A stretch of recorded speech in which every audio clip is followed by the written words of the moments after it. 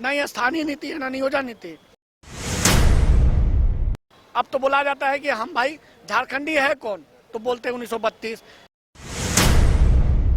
आपने देखा होगा कि जब बाबूलाल मरांडी जी जब प्रथम मुख्यमंत्री थे, उन्होंने भी 1932 लाए थे। देखिए 1932 की जो बात है, वाकई में हमारा जो राज्य है एकदम खनिज संपदा से भरीपूर्ण है। 1932 खतियान के आधार पर स्थानीय नीति के विधेयक को एक बार फिर से झारखंड विधानसभा से पारित कर राजभवन भेजा जाएगा। दूसरी ओर झारखंड की अभ्यर्थी इसकी मांग लंबे समय से कर रहे थे। आज हमारे साथ इसी पर बात करने के लिए छात्र नेता सत्यनारायण शुक्ला मौजूद है। बातचीत करेंगे और इनसे जानेंगे कि आखिर अभ्यर्थी इसको किस रूप में ले रहे, क्योंकि इससे पहले भी कई बार आप लोगों ने आंदोलन किया कि झारखंड में 1932 खतियान के आधार पर स्थानीय नीति लागू होना चाहिए, इससे झारखंड के अभ्यर्थियों का हित होगा। क्या लगता है, राजभवन एक बार फिर से भेजा जाएगा, अगर ये लागू होता है तो आप लोगों को कितना लाभ इससे मिलेगा? पहले तो बहुत बहुत धन्यवाद बाइस्कोप की टीम को कि जो 1932 की बात हमेशा करती थी, हमेशा करती है, हमेशा करती रहेगी। देखिए 1932 की जो बात है, वाकई में हमारा जो राज्य है एकदम खनिज संपदा से भरीपूर्ण है। हमारा राज्य सोने की चिड़िया बोला जाता है। हमारा राज्य में कभी कुछ नहीं है, लेकिन यहाँ पर 1990 से लेके 1911 से लेके 2000 ईस्वी तक हमारा लगातार संघर्ष चला इस सिर्फ झारखंड को अलग करने के लिए। चाहे हमारे हमारे जयपाल सिंह मुंडा जी हो, चाहे शिबू सोरेन जी हो, चाहे विनोद महतो जी हो, चाहे अन्य प्रकार के जो हमारे पूर्वज जो इस राज्य में समर्पण दिए, कैसे कैसे इस राज्य को अलग कराने के लिए लोग कहाँ, यहाँ से दिल्ली, दिल्ली से यहाँ, लोग अंग्रेजों से भी लड़ाई लड़े, लोग केंद्र सरकार से भी लड़ाई लड़े। अंततः इसमें सौजन्य रहा अटल बिहारी वाजपेयी जी का, जो उनकी सरकार रही, तो यहाँ पर हमारा राज्य अलग हुआ। अब राज्य अलग हुआ तो हमारा पहचान तो होना चाहिए ना। अब तो बोला जाता है कि हम भाई झारखंडी है कौन, तो बोलते हैं 1932।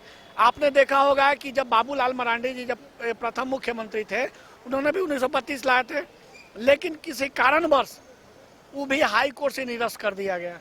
फिर उसके बाद जिस प्रकार सरकार जैसे तैसे चली ना, अब ये हो सकता है कि मैं ये भी देख सकता हूँ कि हमारा राज्य अलग हुए हो गए 23 साल, न ये स्थानीय नीति है, न नियोजन नीति।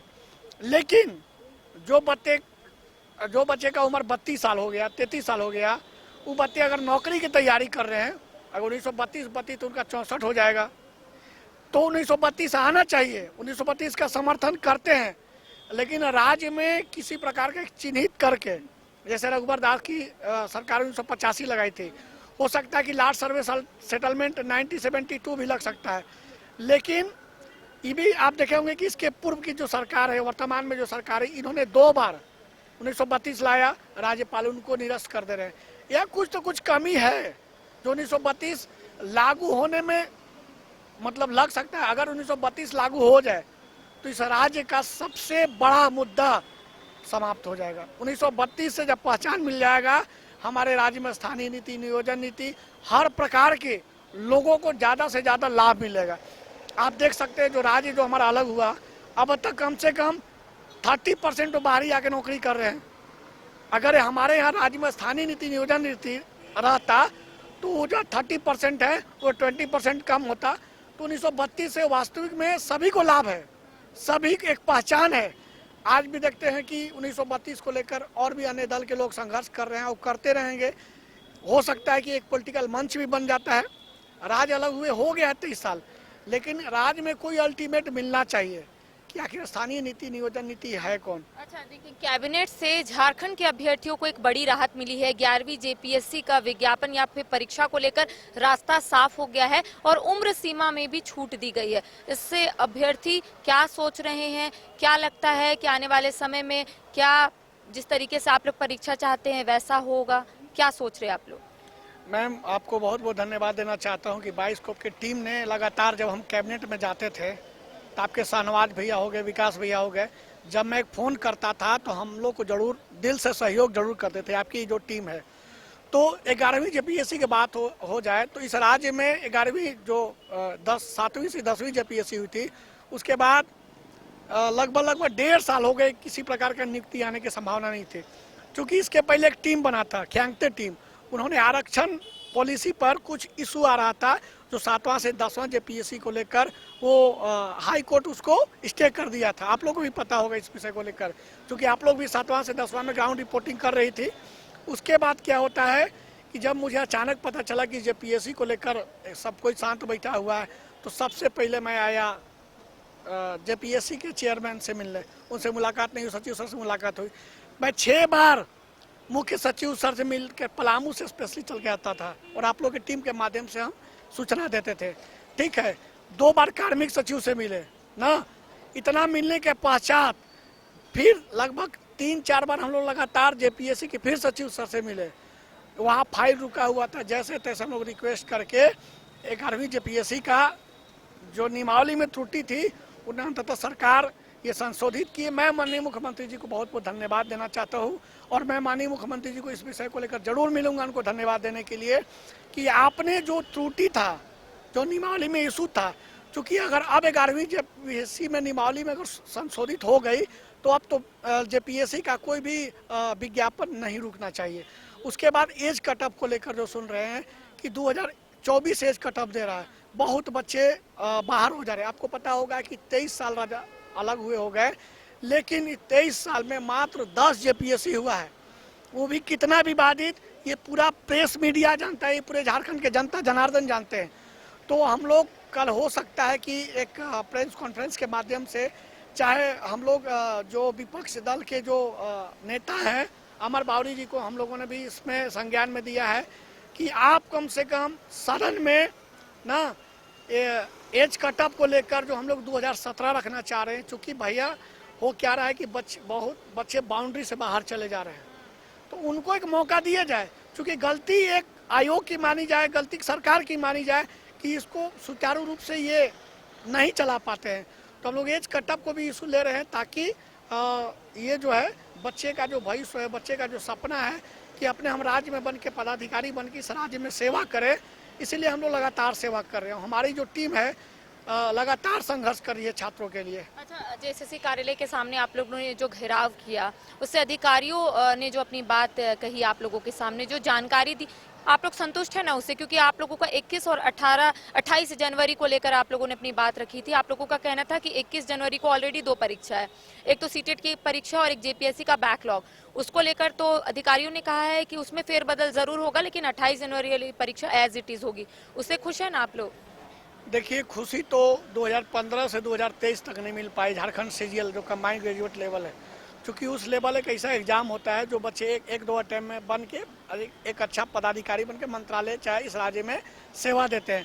21 तारीख को हम लोग को डाउट नहीं था, क्योंकि हो सकता है ये हम लोगों को मतलब मजाक के रूप में लिया जाए।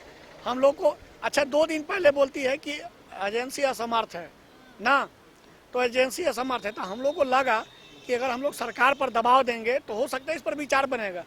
तो वहाँ की जो सचिव है मधुमिता मैम हम लोग को अच्छा कोऑपरेट किया और झारखंड के समस्त छात्र इस बार पहली बार हम लोग बिना कोई पॉलिटिकल पार्टी संगठित मैंने उन लोग से दूर होके हम लोग सिर्फ छात्र यूनाइट होके वहाँ पर पहुँचे और पहली बार हम लोग छात्र ने काफ़ी विद्रोह किया। आप लोगों ने भी ग्राउंड रिपोर्ट किया, इस आप लोगों को भली बात है। तो 21 तारीख को जो एग्जाम है वो हो सकता है 4 तारीख हो जाए, क्योंकि 21 तारीख को बैकलॉग से वैकेंसी जो था जेपीएससी का जो 2017 में फॉर्म भरा था वो उसका एग्जाम डेट को लेकर और सीटेट को लेकर वो एग्जाम कैंसिल होना ही होना था, डेट वो 4 तारीख को होगी। उसके साथ झारखंड पुलिस का भी विज्ञापन 1 सप्ताह के अंदर आने वाला है, ठीक है, और उसके साथ जो एलडीसी का फॉर्म था वो भी बनाने वाला है। उसके साथ जो सीजीएल में जो कार्बन कॉपी की बात थी वो कार्बन कॉपी भी दिए जाने की बात कर रही है। अच्छा, पीजीटी को लेकर अधिकारियों ने कुछ कहा था क्या? पीजीटी को लेकर उन्होंने यही जवाब दिया कि हम लोग बहुत जल्द उसमें रिस्पांस की में जो बदलाव आ गया उसमें जांच का विषय वो जांच करके कहाँ समस्या फंस रही है उसको संशोधित करके तभी उसका रिजल्ट निकाला जाएगा, तभी उसका डॉक्यूमेंट वेरिफिकेशन कराया जाएगा। साल 2022 में झारखंड विधानसभा से 1932 खतियान के आधार पर स्थानीय नीति को पारित कर राजभवन भेजा गया था, लेकिन राज्यपाल ने उसे वापस कर दिया था और ये कहा था कि उसमें कई त्रुटियां हैं।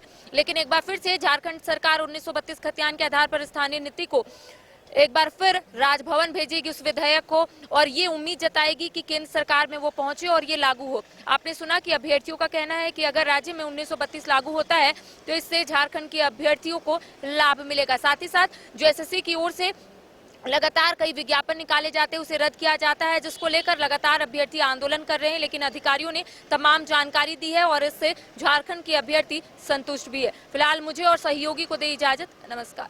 IIT जी नीट एस्पिरेंट्स के सपने को पंख देने आ गया है कंप्लीट सॉल्यूशन इंस्टीट्यूट। यहाँ है smart classroom, 1-to-1 doubt clearing session, ask the expert, video solution और भी बहुत कुछ। मतलब हम करेंगे आपको गाइड, बनेंगे आपके mentor. Foundation classes from class 6 onwards for your bright future. Visit complete solution institute. राजधानी रांची में वाइल्ड वादी लेकर आया है रांची फ्लावर पार्क, जहां आकर्षक फूल मोह लेंगे आपका दिल। रात में आकर्षक लाइट से नजारा होगा रंगीन। परिवार के साथ उठाइए ट्रैम्पोलिन पार्क का लुत्फ। की जगह पर मिलेगा amusement park, zip line, bird park, picnic और कुल्हड़ चाय का भी मजा।